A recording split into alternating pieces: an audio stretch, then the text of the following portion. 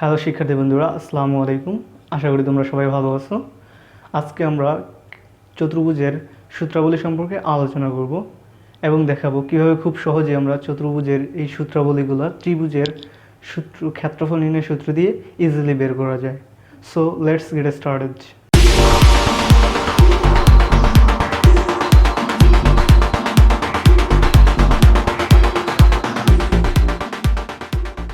প্রথমে আমরা রম্বসের ক্ষেত্রফল নির্ণয়ের সূত্র বলে আলোচনা করব।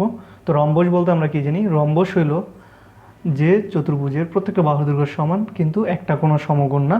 আমরা বর্গ এবং আয়তের ক্ষেত্রে দেখেছিলাম প্রত্যেকটা কোণই সমকোণ ছিল, এখানে কিন্তু একটা কোনো সমকোণ না। সো এখানে যদি আমরা ওই কর্ণ দিয়ে ত্রিভুজে বিভক্ত করি, হ্যাঁ সমান দুইটা ত্রিভুজে বিভক্ত হবে, বাট আমরা উচ্চতাটা এখানে পাবো না, যেহেতু সমকোণ নাই, তার মানে কোনো লম্ব নাই। লম্ব না থাকলে উচ্চতাও কি এখানে আমার নাই। সো এখানে আমাদের অন্য কিছু করতে হবে। তো আমরা একটা উপপাদ্য শিখে আসছি ছোটোবেলায়, যে রম্বসের কর্ণদ্বয় পরস্পরকে সমকোণে সমদ্বিখণ্ডিত করে। রম্বসের কর্ণদ্বয় পরস্পরকে সমকোণে সমদ্বিখণ্ডিত করে।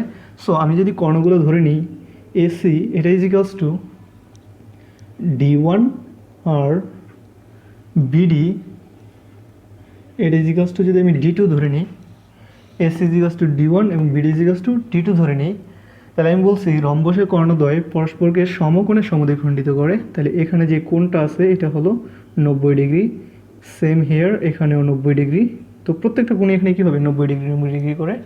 এবং এখানে বলছি সমদ্বিখণ্ডিত করে, তার মানে OA is equals two OC. So আমরা যদি বলি OA is equals two OC is equals two কত হবে? এখানে আমি এসি বলছি D1, তাহলে OA is equals two OC, এটা হবে এসি বাই 2 অর্থাৎ D1 বাই 2। একইভাবে আমরা যদি বিডি বলি, বিডি বলছি 2, তাহলে ওডি সমান ওবি, এটা হবে বিডি বাই 2 অর্থাৎ D2 বাই 2। এই যে এসি যে কর্ণটা আছে, এসি কর্ণটা এই রম্বসটাকে দুইটা সমান ত্রিভুজে বিভক্ত করে, একটা হলো এসিডি আর একটা হলো এবিসি। তো আমরা যদি এসিডি ত্রিভুজের ক্ষেত্রফলটা বের করে সেটাকে আমরা 2 দ্বারা গুণ করে দিই, তাহলে আমরা কি পেয়ে যাব? রম্বসের ক্ষেত্রফল পেয়ে যাব। সুতরাং ক্ষেত্রফল এটা সমান আমরা লিখব 2 ইন্টু ত্রিভুজ এসিডি এর ক্ষেত্রফল। তাহলে 2 ইন্টু ত্রিভুজ এসিডি, ত্রিভুজের ক্ষেত্রফল আমরা জানি হাফ ইন্টু ভূমি। এখানে এসিডি ত্রিভুজের জন্য ভূমি কোনটা? এসি, তাহলে এখানে লিখব আমি এসি ইন্টু এখানে উচ্চতা কি বলবো? উচ্চতা হলো ওডি। এখানে উচ্চতা কেন ওডি? কারণ আমি দেখাইলাম যে এখানে এই কোণটা কত ডিগ্রি? 90 ডিগ্রি, তার মানে ওডি রেখাটা এসি এর ওপর লম্ব, আর লম্ব মানে হলো উচ্চতা। তাহলে এখানে এটা পেয়ে গেলাম। তাহলে এখানে টু কি আমরা কেটে দিতে পারি। এখানে এসি, এসি মানে হলো D1 আর ওডি, ওডি মানে হলো D2 by 2, D2 by 2। So এটাকে যদি আমরা গুণ করি তাহলে কী পাবো? Half D1 D2। এখানে D1 ছিল একটা কর্ণ, D2 ছিল আরেকটা কর্ণ, তাহলে আমার ক্ষেত্রফলটা আসলো হাফ ইন্টু কর্ণদ্বয়ের গুণফল। তাইলে রম্বসের ক্ষেত্রফল কি? হাফ ইন্টু কর্ণদ্বয়ের গুণফল।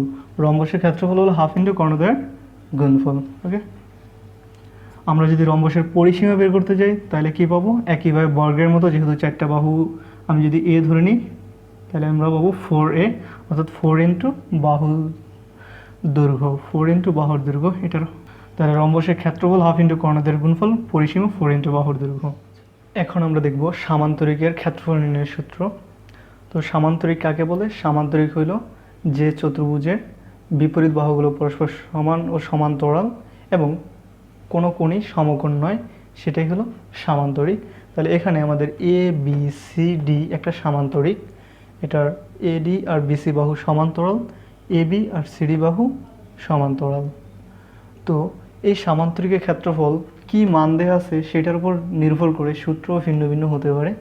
তো আমাদের যদি ভূমি আর উচ্চতা দেওয়া থাকে, ধরুন আমাদের এই সামান্তরিকের ভূমি এবি দেওয়া আছে, এটা দেওয়া আছে আমি বললাম এ, আর যদি আমাদের বলা থাকে এটার উচ্চতা, সাপোজ আমি বললাম এটার উচ্চতা ডিই, এটা আমার সমান এইচ দেওয়া আছে, কি দেওয়া আছে? এইচ দেওয়া আছে, তাহলে এই সামান্তরিকের ক্ষেত্রফল কি হবে?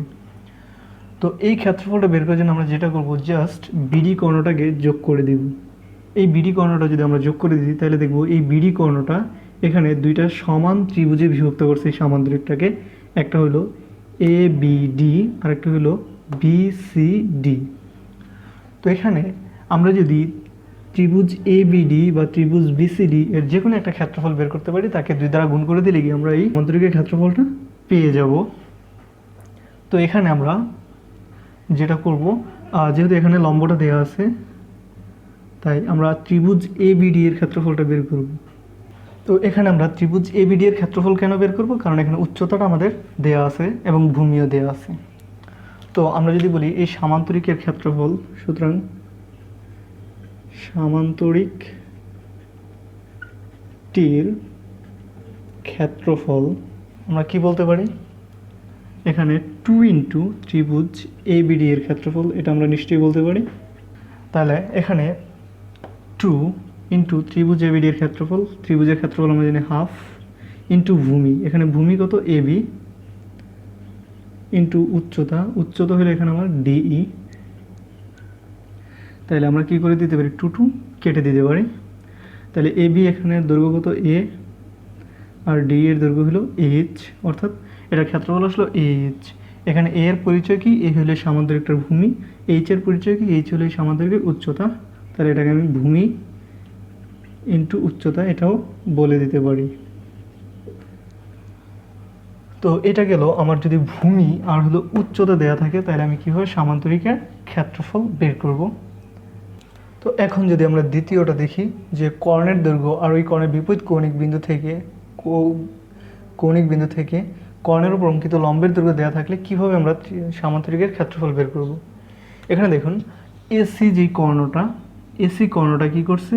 এই সামান্তরিকটাকে দুইটা সমান ত্রিভুজে বিভক্ত করছে, একটা ত্রিভুজ এ সি ডি আর একটা ত্রিভুজ এ বি সি।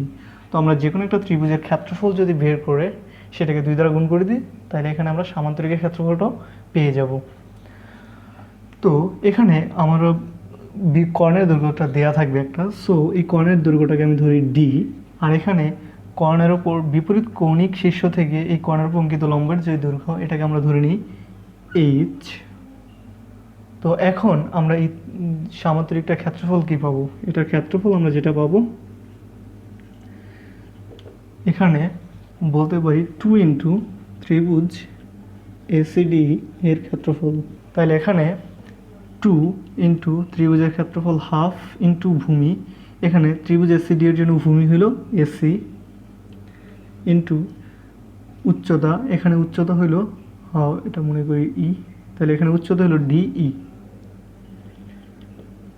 তাহলে 2 কাটা, এখানে আমি এসি সমান বসাইতে পারি হলো ডি, আর ডিই সমান বসাইতে পারি এইচ। তাহলে এখানে ডি কি? কর্ণ, ইন্টু এইচ কি? এই কর্ণের বিপরীত কৌণিক শীর্ষ থেকে কর্ণের উপর অঙ্কিত লম্বের দৈর্ঘ্য। তাহলে কর্ণ ইন্টু কর্ণের বিপরীত কৌণিক শীর্ষ থেকে কর্ণের উপর অঙ্কিত লম্ব। তাহলে আমরা দেখলাম যদি আমার সামান্তরিকের ভূমি আর উচ্চতা দেওয়া থাকে, তাহলে ক্ষেত্রফল হয় ভূমি ইন্টু উচ্চতা।